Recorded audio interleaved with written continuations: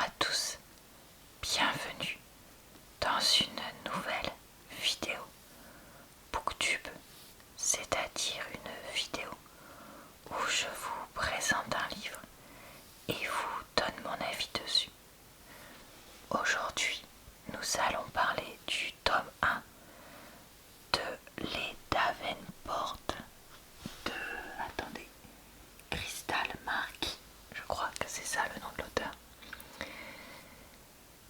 qui est un romance historique. Je fais très souvent sur ma chaîne ce genre de vidéos, donc vous pourrez retrouver en barre d'infos, commentaires épinglés et dans le i en haut de l'écran le lien vers d'autres vidéos du style si jamais ça vous tente.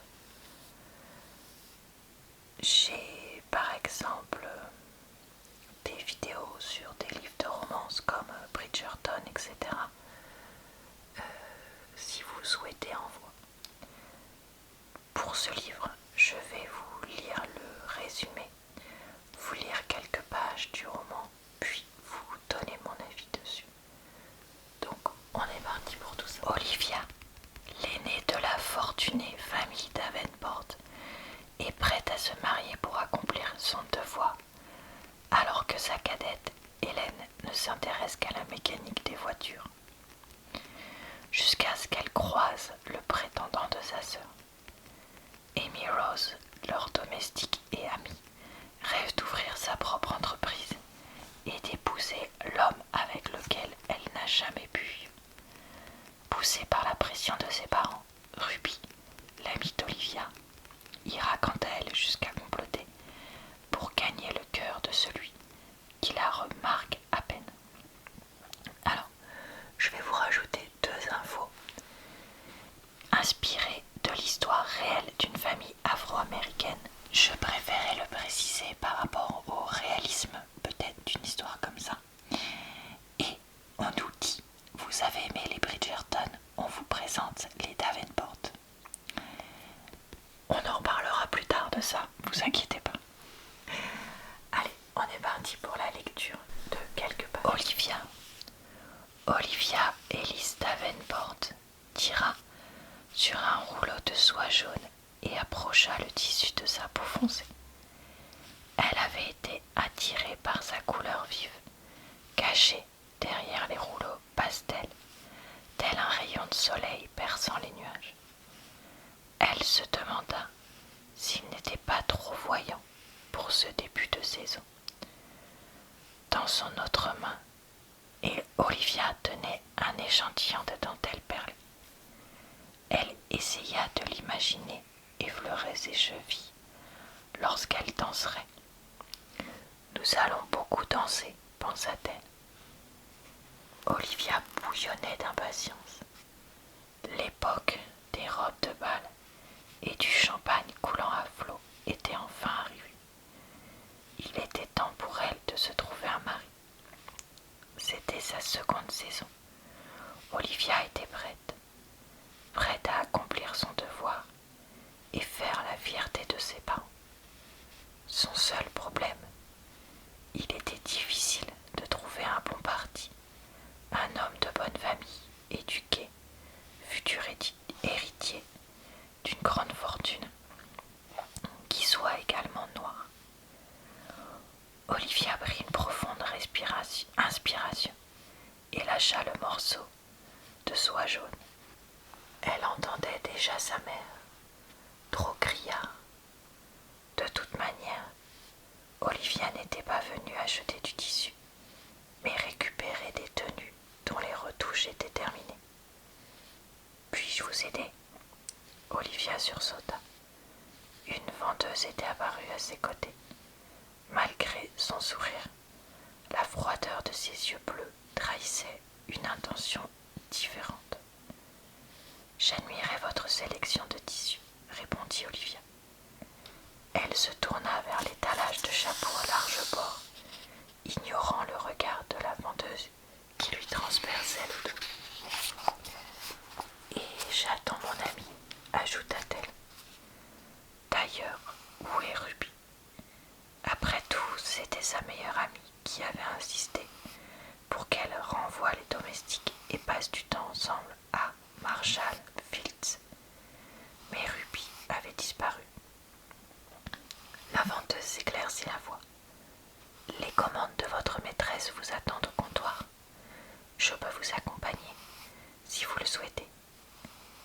Je sais où se trouve le comptoir, merci, dit Olivia avec un sourire crispé, ignorant l'affront de l'employé. Autour d'elle, des visages pâles observaient l'échange avec une curiosité croissante. Une cliente gloussa. Olivia se rappela le conseil de sa mère. Toujours s'élever au-dessus des autres, parce qu'une famille comme la sienne était rare, riche, belle, noire. Ruby portait sa fortune comme une armure, généralement sous forme de bijoux et de fourrures. Olivia, elle, préférait les tenues discrètes, à l'image de sa mère. Mais ce jour-là, ses bonnes manières et sa beauté naturelle ne suffiraient pas. Tout ce que la jeune vendeuse voyait, c'était sa couleur de peau. Olivia se redressa et désigna la plus grande broche sur le présentoir devant elle. Je souhaiterais qu'elle soit emballée, s'il vous plaît. Et j'aimerais aussi ce chapeau pour ma sœur. Elle est toujours fâchée quand je rentre à la maison sans cadeau. Olivia savait qu'Hélène préférait les clés à molette au couvre-chef, mais elle continua à faire le tour de la pièce. Je prendrai également ses gants, ajouta-t-elle en se tapotant le menton, et 5 mètres de cette soie jaune. La vendeuse écarquilla les yeux. Excusez-moi, mademoiselle, lança Olivia d'un ton sec. La jeune employée se mit à rougir. Bien, pensa Olivia. Elle avait enfin pris conscience de son erreur. Mademoiselle, bafouilla la vendeuse, ce sont des choix onéreux. J'en ai conscience. Mettez-les sur le compte de ma famille, au nom de Davenport. Il était rare que des clients noirs passent commande auprès de vendeurs blancs dans les grands magasins, mais le nom de Davenport insufflait du labeur de son père et de la détermination de sa mère, était connu de tous. Il avait permis au père d'Olivia d'être admis dans la plupart des clubs d'élite de Chicago, à sa mère de siéger dans les conseils d'administration des organisations caritatives les plus exclusives, et à son frère aîné d'entrer à l'université. Chicago avait beau être un phare dans le Nord, où de nombreuses familles noires prospéraient grâce aux lois promulguées pendant et après la reconstruction. Les échanges douloureux causés par la couleur de sa peau prenaient toujours Olivia au dépourvu. Voilà pour l'extrait de lecture. Alors, qu'ai-je donc pensé de ce livre? Eh bien, je dois commencer par vous dire qu'en fait, je ne l'ai pas terminé. J'en ai lu à peu près 170 pages sur quasi 350. Mais je n'ai pas réussi à le terminer.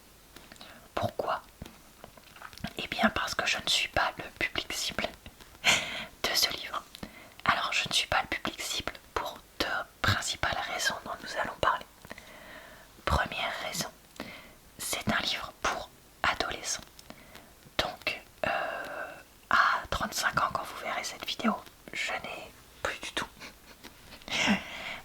l'âge d'être adolescente, certes. Et les personnages principaux qui ont, je crois, on va dire entre 15 et 25 ans, ont des comportements qui ne sont pas du tout les miens. Ils ont ce côté, et je fais une généralité, ne vous sentez pas, j'espère, blessé par ce que je vais dire, mais ce côté un petit peu capricieux, à ne pas réfléchir aux conséquences de ses actes, etc., que peuvent avoir les personnes de cet âge-là. Moi-même, j'étais parfois comme ça quand j'avais cet âge-là, et sont comme ça. C'est-à-dire que ils veulent se rebeller contre ce qu'on leur impose, ce que j'entends tout à fait, puisqu'il y a un certain nombre de choses qui sont injustes. Mais voilà, la façon dont ils essayent de le faire est très puérile et caricaturale. C'est cohérent par rapport à leur tranche d'âge. C'est cohérent pour un livre qui s'adresse à des adolescents, mais c'était un peu lourd pour moi qui n'ai pas envie de lire ce genre de livre-là. Deuxième gros point négatif pour moi, c'est le côté fiction historique. Alors, ça, c'est vraiment personnel. Je l'ai déjà dit de très nombreuses fois, mais je n'aime pas les fictions historiques puisque lire des pages et des pages et des pages de livres où on voit des personnages qui ne peuvent pas faire ce qu'elles veulent puisque ce sont des femmes ou qui sont entre guillemets obligées d'obéir à leurs parents parce que de nos jours on est obligé, enfin on doit obéir à ses parents pour certaines choses, mais là on parle de joie, de personnes avec qui passer sa vie, de futur, etc. Chose qui est cohérente pour l'époque. Mais en fait, moi, c'est quelque chose que je trouve extrêmement frustrant. Je suis quelqu'un qui a un caractère très autonome et très libre. Et c'est-à-dire que moi, jamais je ne pourrais me sentir bien si j'avais eu un destin imposé comme ça. Et j'ai la chance que ce n'ait pas vraiment été le cas. Évidemment, j'ai eu des lignes de conduite qu'on m'a fortement conseillées, etc. Mais voilà, j'ai pu choisir ma vie. Et chaque jour, pour moi, c'est important de choisir ma vie. Et donc, quand je lis des fictions historiques où on voit des femmes pendant des pages et des pages et des pages ne rien pouvoir choisir, je suis désolée, mais en fait ça me rend vraiment très énervée et ça ne me donne pas envie de lire ça. Il existe des fictions historiques où la femme, parce que c'est souvent des livres pour femmes que je lis, trouve un moyen de faire ce qu'elle veut, de s'émanciper, etc. Et donc ça, c'est peut-être parfois moins réaliste, pardon, d'un point de vue histoire, mais moi je préfère lire ça. Là, voir des personnes qui ne sont pas heureuses, vraiment je n'en vois pas du tout l'intérêt. Et ça me saoule, voilà, tout simplement. Donc, à cause de ça, je n'ai pas pu apprécier ce livre. Alors, un point que je voulais mentionner, c'est que c'est un livre pour adolescents. Derrière en outil, vous avez adoré les Bridgerton. Bienvenue chez les Davenport. Là, il y a quand même quelque chose qui pose vraiment question. Parce que là, ce n'est pas un livre comme Bridgerton, qui est quand même un livre pour adultes, vu qu'il y a énormément de scènes intimes entre adultes consentants, ce qui n'est pas du tout le cas dans ce livre-là. Donc, qu'est-ce qu'on essaye de faire comme lien là? Est-ce qu'on essaye de dire le principe saga historique, etc. Mais ça se passe pas du tout à la même époque et il existe des tas d'autres sagas historiques de frères et sœurs, donc quel est l'intérêt de faire le parallèle? Premièrement, et deuxièmement, on ne s'adresse pas du tout au même public, parce que là on est vraiment sur un public, au-delà de 14 ans, il n'y a aucun souci pour lire ce livre-là. Moi ça me choquerait pas, alors que Bridgerton, voilà, pour des mineurs, ce n'est pas du tout adapté. De même, la série Bridgerton, alors je ne sais pas dans les autres saisons, mais la saison 1 montre quand même des adultes qui ne sont pas qu'en train d'enfiler des perles, si vous voyez ce que je veux dire, quoi. Donc, bon, allez, vu la quantité et les détails, on va dire que peut-être qu'après 16 ans, ok.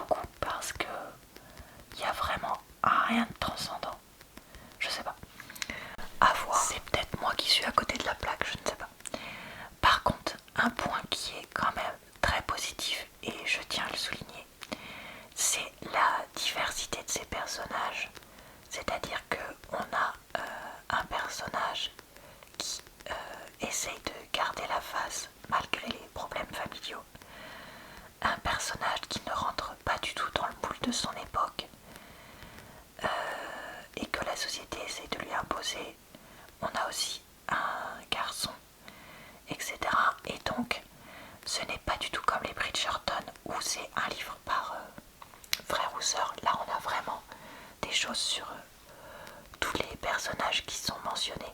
Ah, et une domestique, pardon, j'ai complètement oublié. Donc vous voyez, il y a vraiment cette diversité et ces différentes lignes qui se croisent, et ça c'est quelque chose que j'avais bien aimé. Et j'étais contente de voir qu'on avait une fiction historique avec des personnes de couleur, parce que c'est quand même très rare, trop rare. Et du coup je trouve ça super qu'il y ait ça qui soit proposé, d'autant plus que, comme je disais, c'est inspiré d'une histoire. Donc voilà, écoutez, un livre qui n'était pas pour moi, mais ça ne veut pas dire qu'il n'était pas bien et qu'il ne plaira pas à d'autres personnes. Je le conseillerais donc à des personnes de la tranche d'âge 14-20 ans qui souhaiteraient lire une fiction historique. Plutôt je dirais féminin, parce que masculin, je pense que ça plairait moins. Et voilà, écoutez, c'est tout pour cette vidéo. J'espère que cet avis vous a plu, relaxé, diverti. Et je vous retrouve très très vite pour de prochaines vidéos d'avis sur ma chaîne. Je vous souhaite une bonne soirée, une bonne nuit ou une bonne journée. Je vous retrouve également pour d'autres types de vidéos, que ce soit sur cette chaîne et sur ma chaîne The